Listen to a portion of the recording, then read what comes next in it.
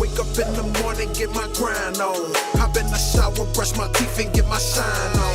Hey, Scholar Mac, we taking trips to different time zones. I feel like E.T. way these bitches trying to follow home. Wake up in the morning, get my grind on.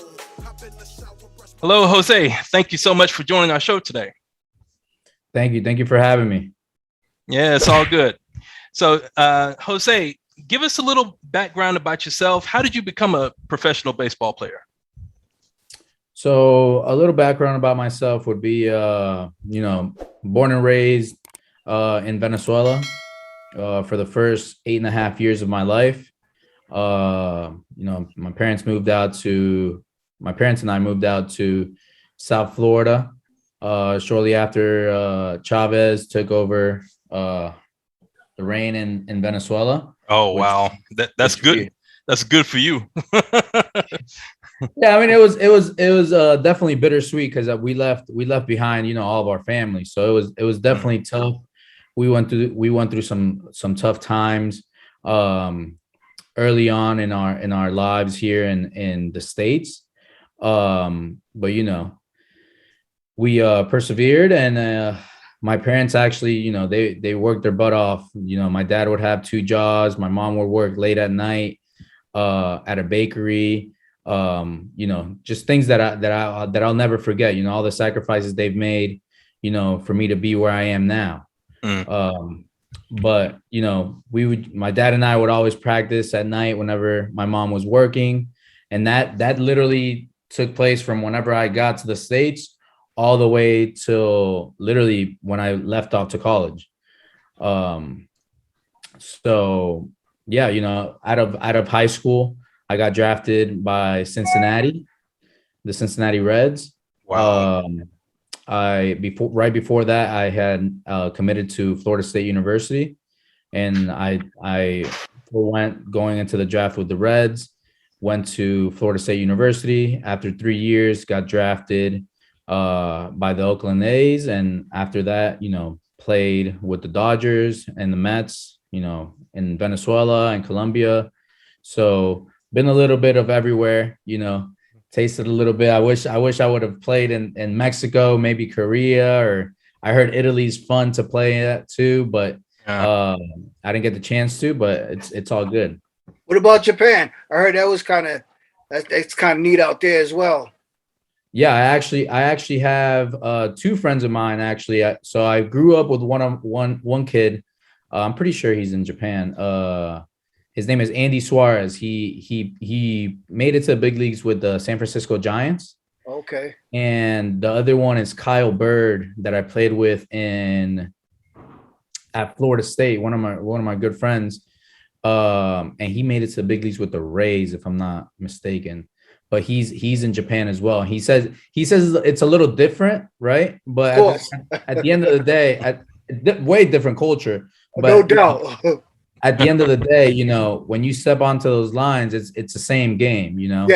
Nothing changes. Yeah, nothing changes. Yeah, it's the same still game. Concept. Still same Exactly. concept. Right. Exactly. So they're both killing it out there overseas, and I couldn't be happy for both of them. No doubt. So what year you was at Florida State? At Florida State, I was there from 2012 to 2014. They was doing good in the football, right? During that time, right? Yeah. So one of my good friends as well is Jameis Winston. Is that right?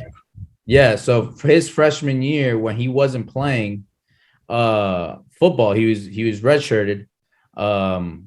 I actually ran into him going into he was coming out of study hall, and I was going into study hall, and I heard about this quarterback / baseball player that was coming in from Alabama, and I was like, man, I wonder who this guy is. Like, I want to see what's up. Right, no doubt. I remember seeing him walking out, just big, lanky, like, right. I would call him like a baby giraffe because it was almost like awkward. He still had gone because he's too tall. Yeah, tall, like long legs. Yeah. So I just see him walking with this swag, and I'm like, hey, are you Jameis? And he's like, yeah, what's up, bro? And I was like, yo, like, I'm on the baseball team. My name is Jose. You call me Breezy. Like, nice to meet you. Just kind of wanted to, introduce myself, No doubt, no doubt. Get introduce acquainted. myself.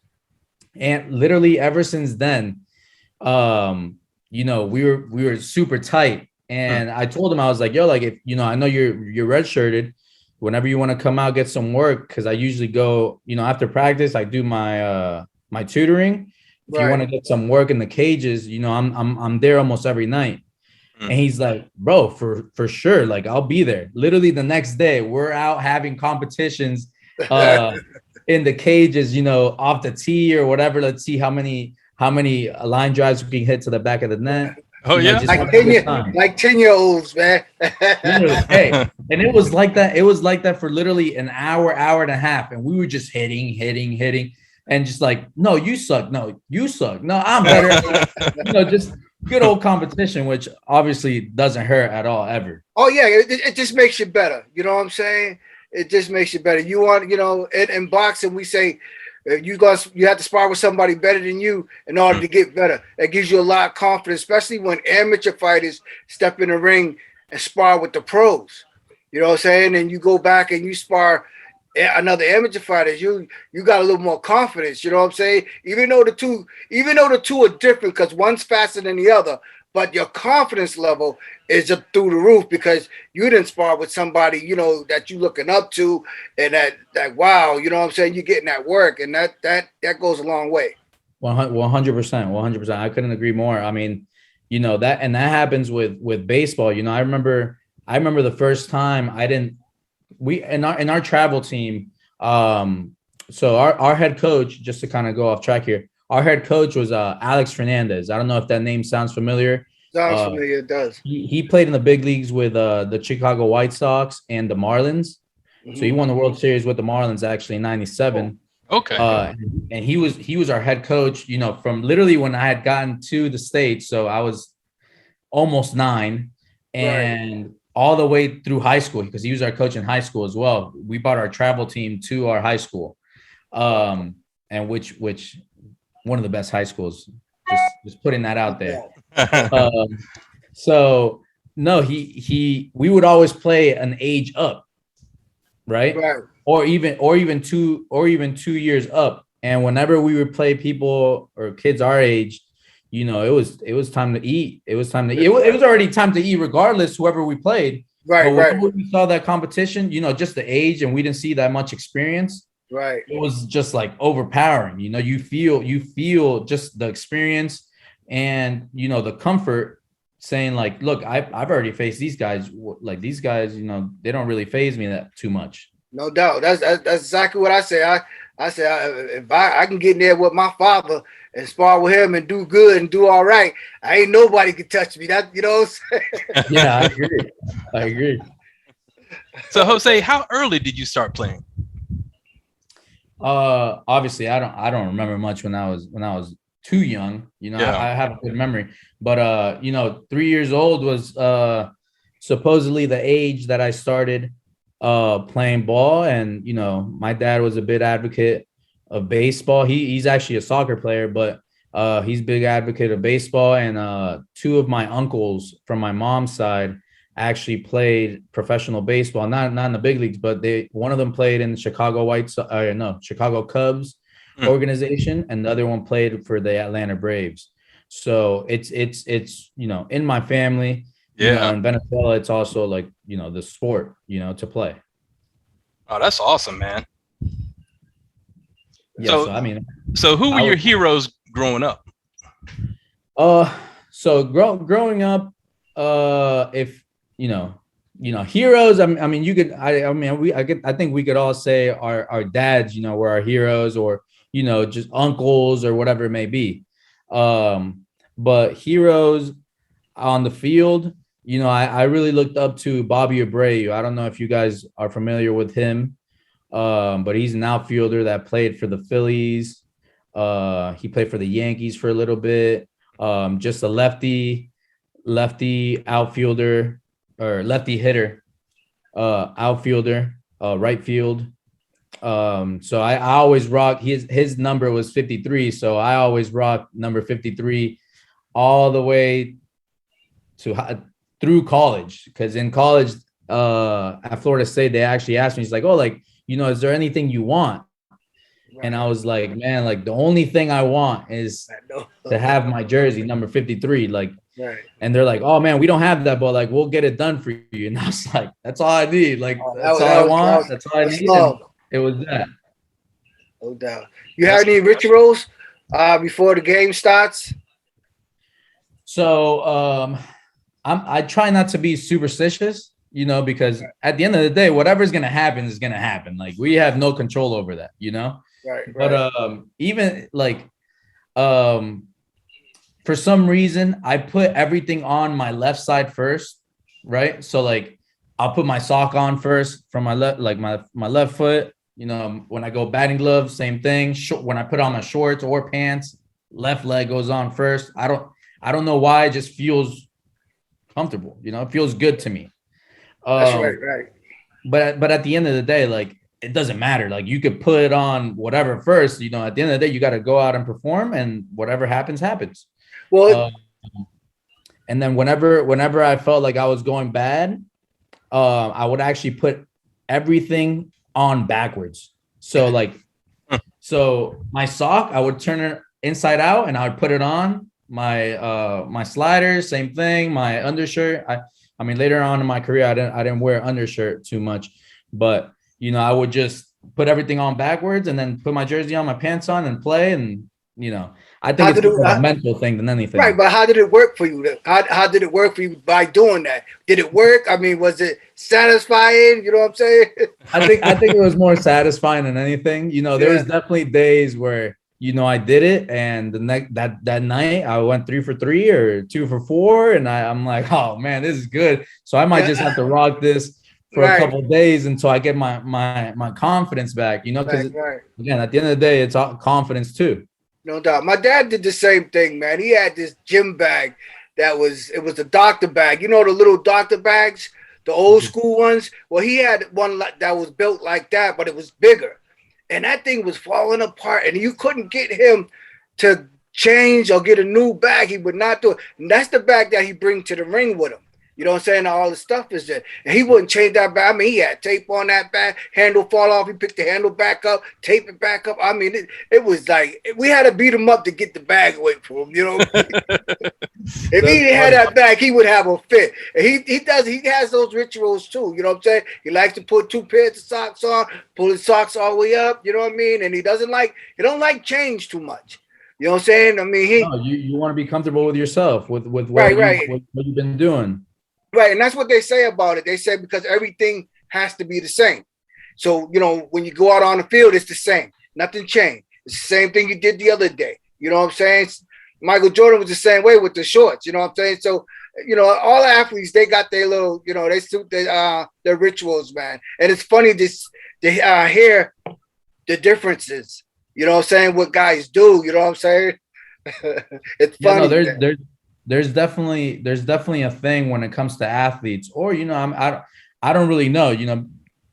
People in the corporate world could have something they do, when they wake up or whatever. But what I actually challenged myself to do this year, was to be different, to do something different. Because again, at the end of the day, whatever is gonna happen is gonna happen. Right. Because I could feel good, go up to the plate, feel comfortable, feel confident, and hit a ball as hard as I can, but the ball could be caught, I could do everything perfect and the outcome still not go my way. Right. Or I could just do everything.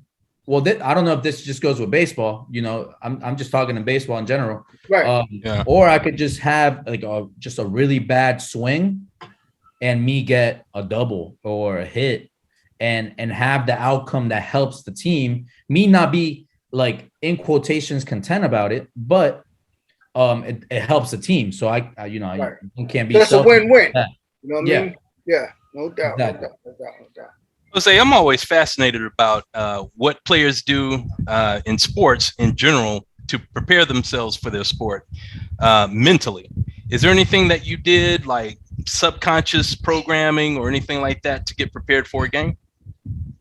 So no, I can't tell you that I ever actually tapped into my mental side as much, but there is one thing that I grew up hearing, which I got it from my coach when I was little, Alex Fernandez, which was if you're scared to fail, you're gonna fail. Yeah.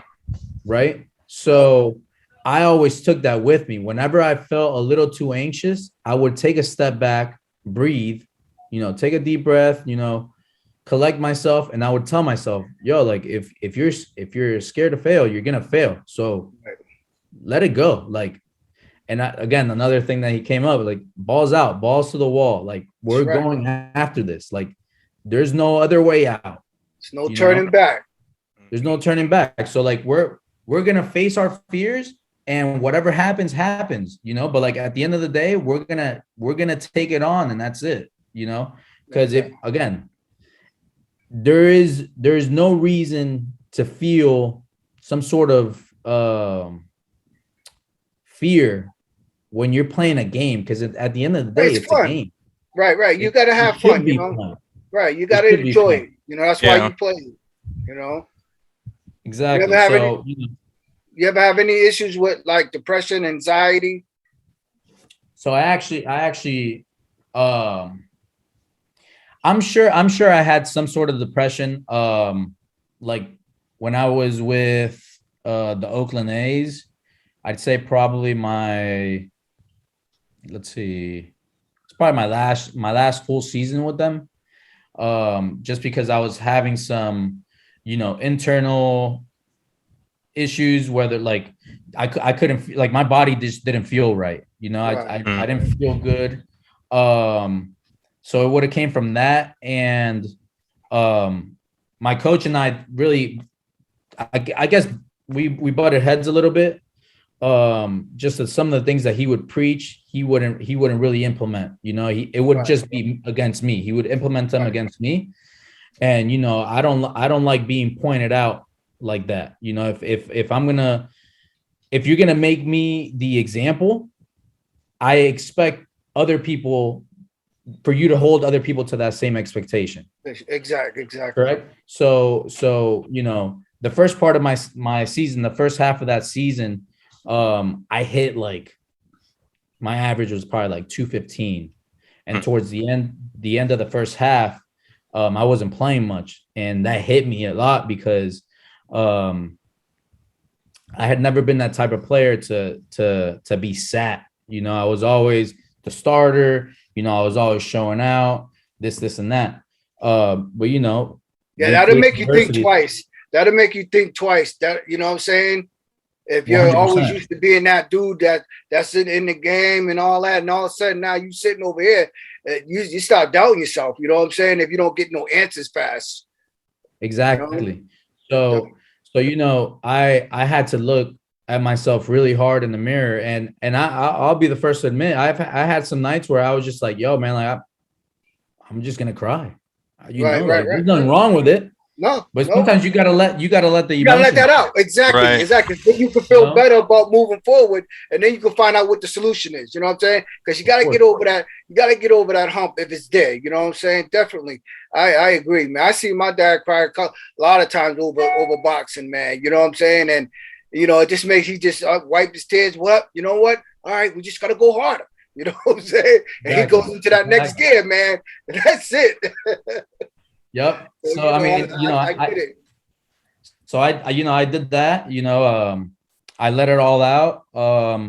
Went back home, worked a little bit with my hitting coach on some stuff. Kind of staying in my legs a little longer, staying in the zone a little longer, and I came back and I wasn't starting. Obviously, like if I went out. We left the All-Star break and I wasn't starting. I wasn't going to be starting when I got back. It was we weren't going to flip the switch. So I told myself, I was like, hey, like, if you want to get in that lineup again, you got to go in there and you got to get 3 hits every night. Right. You got to show and prove. When it's your turn, you got to show out. Yeah. Exactly. So, that's exactly what I did. I literally told myself, I was like, you have no other option but to get 3 hits. I don't care what happens. You got to get 3 hits. And it was like something mentally when you put something in your head, like it's like you put it out into the universe, which we know, Right. you put these things out into the universe, and it was 3 for 4, Right. 2 for 3, Right. 3 for Because 3. once you say it and you mean it, you don't think about it no more. It's gone. And then it's time to get out there. And then when you get out there, it's just start happening. And you like, Exactly. yeah, you feeling it now. So, Like, so I got my mojo back. I don't know what happened. Obviously, some confidence came out of me. I was like, all right, Breezy's back. That's right. And I started hitting some home because I only had 5 home runs at the half of the season, the halfway point. And in the second half, I actually had 11. And in the second half, I hit 275, which I went down a little bit towards the end of the year, but whatever, it happens. But I finished off with 16 home runs, and it was probably one of my better seasons, just because I went through things mentally, right? And I overcame them. And, I was proud of myself for that. Right. You got you have to be. That's what you do. You play this game, and you've been taught that subconsciously since you was a little kid. You know what I'm saying? You got, hey, get back up, dust yourself back off. Oh, you fell off the bike, get back on the bike again. You know what I'm saying? You're gonna have these bumps and bruises coming up, and you learn that as a kid coming up. So if something goes wrong, you say, okay, like you say, you take a step back, take a breather. All right, let's get it together, and then you know right how to do it. Like I said, it's just, you learn that as a kid. So, athletes they learn that, and that's good. You know what I'm saying? But as far as like people in the corporate world and stuff like that, or in your regular everyday life, you need to learn that too. It's the same thing. You know what I'm saying? It's the same thing. I know. I agree. So Jose, how have you transitioned from baseball to corporate life? Well, I mean, in reality, I'm freshly retired, right? So,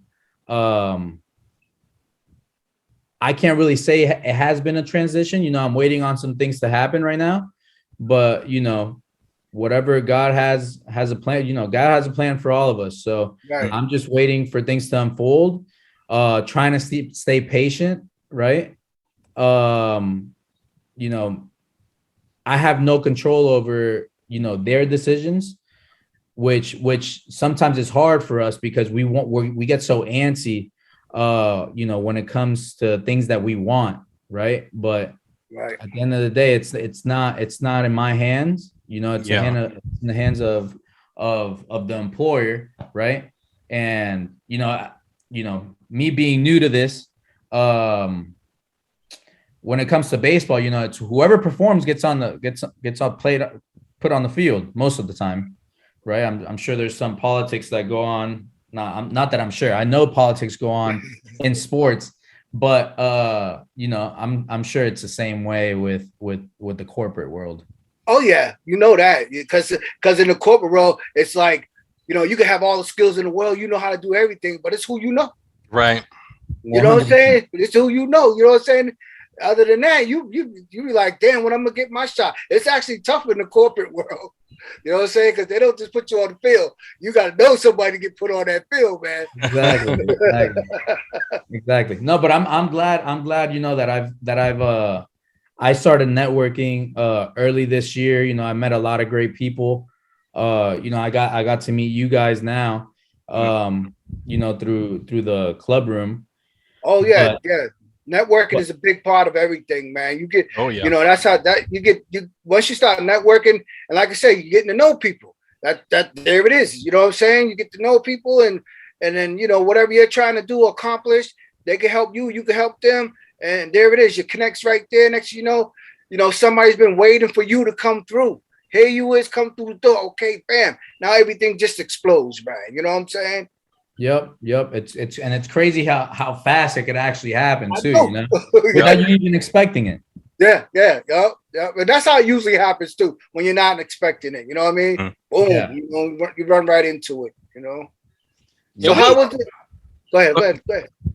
Man, we heard something pretty profound from Marcus Ogden.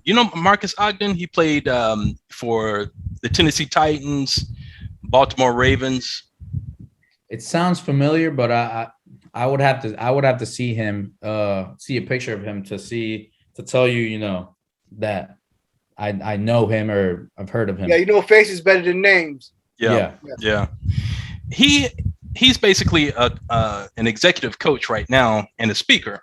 But he said that one of the things that he teaches, like all of his clients right now that are coming out of professional sports, is that they have to figure out a way to transfer everything that they learn on the field and transition that into some kind of content that they can share with the world. He said that as long as you can figure out how to do that, then you're on your way to success, transitioning into corporate life after sports. I thought that was pretty cool. Yeah, that is pretty cool. And again, like everything in sports, you could I think you could almost connect to regular life, because in sports you learn a lot of things about life without even knowing you're being taught it. Right. Yeah. You know, you're going through the same struggles. You're going through the same ups and downs, as, you know, in quotations, regular people, because in reality we're all regular people. Right. But yeah, no, that's definitely neat. Yeah, because the bottom line is you can't give up. You know what I'm saying? That's the bottom line. You know, everybody knows a quitter never wins and a winner never quits. We all know that. And that's in your everyday life too, not just in sports. You know what I mean? You want something, that's the only way you're going to get it. You know, it may take longer, but who cares? As long as you get there. You know what I'm saying? As long as you make your progress, you'll get there sooner or later. You know? I mean, everyone has different routes for sure. Yeah. Yeah. Jose, what kind of advice would you give a young man who wants to get into professional baseball?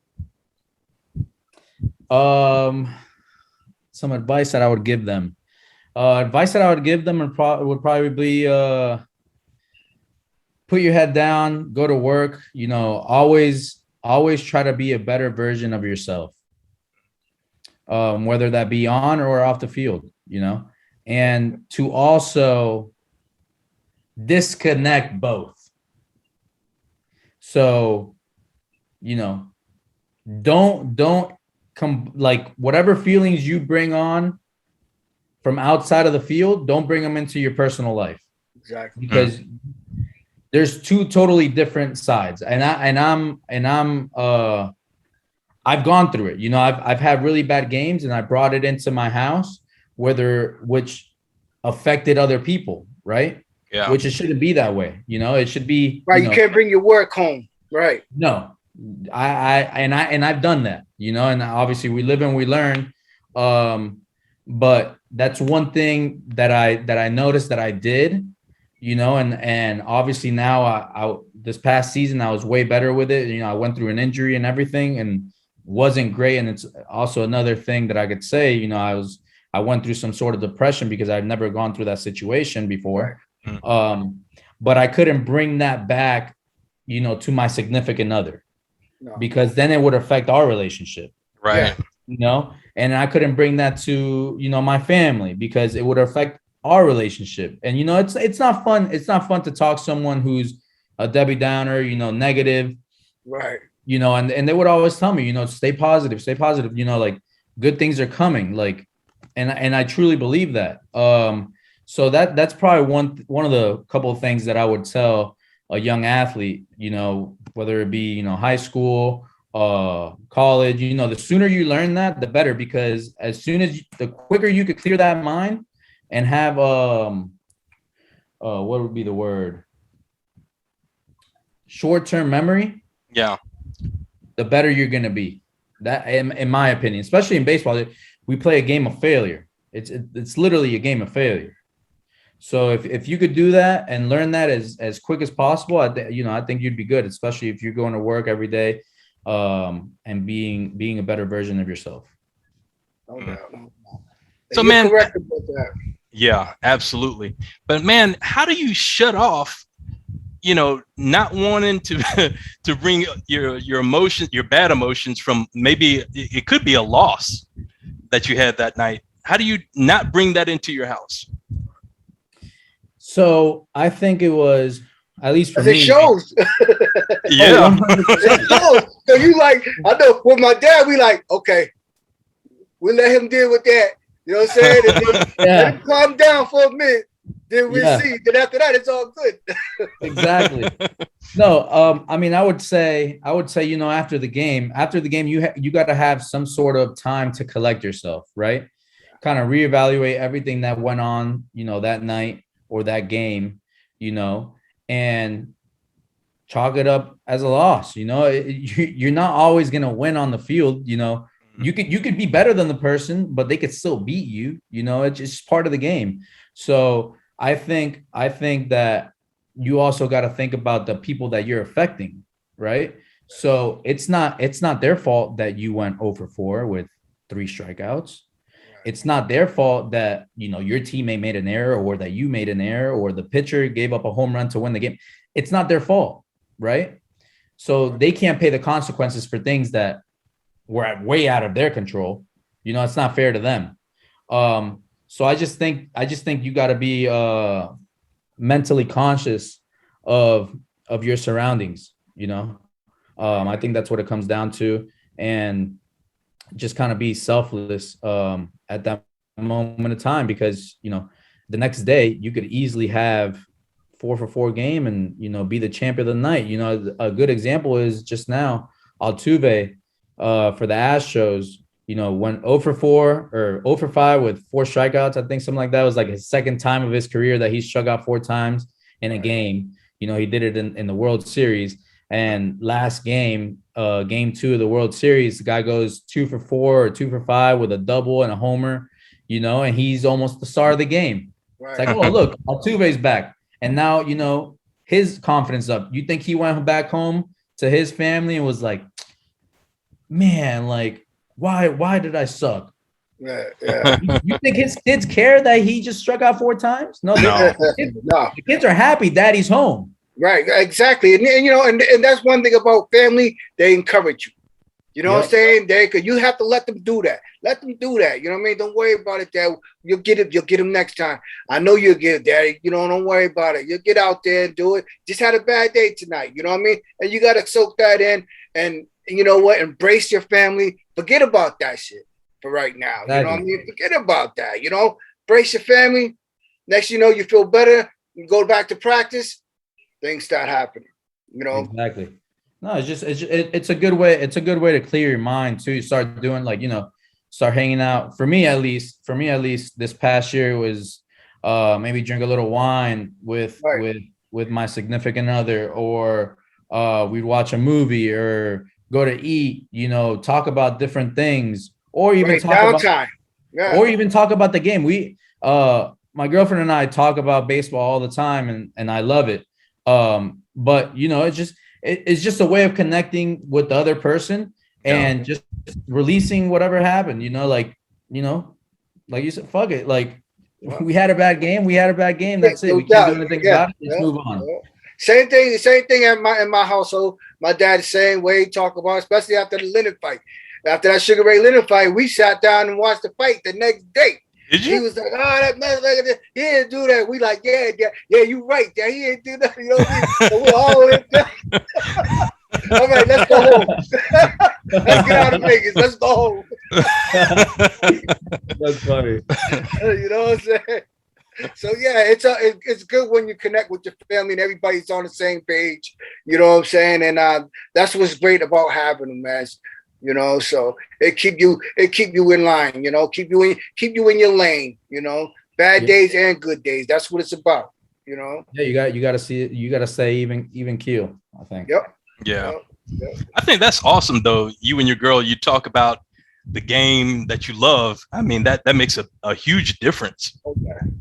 Having someone that loves sports too. That's not common. Yeah, she actually works in baseball. But we're both very competitive, and it's great. We always bond with sports. We do other stuff too. We hike and do outdoorsy stuff. But it's great to sit down at night and it's like, oh, babe, put the game on or whatever. Watch some football, watch some baseball, hockey, soccer, whatever it may be. It's always a great time. Yeah, that's awesome, man. That makes some of the best relationships right there. Having Oh, something yeah. in common that you enjoy doing together. That's awesome. That chemistry, baby. Yeah. Well, we need that chemistry. We need the chemistry. That's right. That's right. Oh, true. Well, Oh, Jose, man. man, thank you so much for this interview. It was awesome. We enjoyed it. Yeah, thank you, man. It was great talking to you, man. Keep it up, man. You know. Thank you, man. I appreciate you guys for having me, and maybe we could do this some other time. Oh, no doubt, no doubt. Sounds no good. doubt. Sounds good. Sounds good. Yes. So, man, how can our fans find you? So I'm not really heavy on Instagram, or not Instagram. I'm on Instagram, but I was gonna say Twitter. I'm not heavy on Twitter, but you can find me on Instagram, jbreeze53. And that's really the only social media that I'm really on. Okay. That I post a lot on, and that I have all my baseball stuff and some personal stuff in there as well. But that's about it. I'd say Instagram and Twitter. Sounds great. All right, man. Thanks a lot, and we'll be in touch soon. All right. All right. Thank you. All right. Take care. See you. Bye-bye. Thank you for watching Living on Purpose podcast. Please subscribe to our YouTube channel.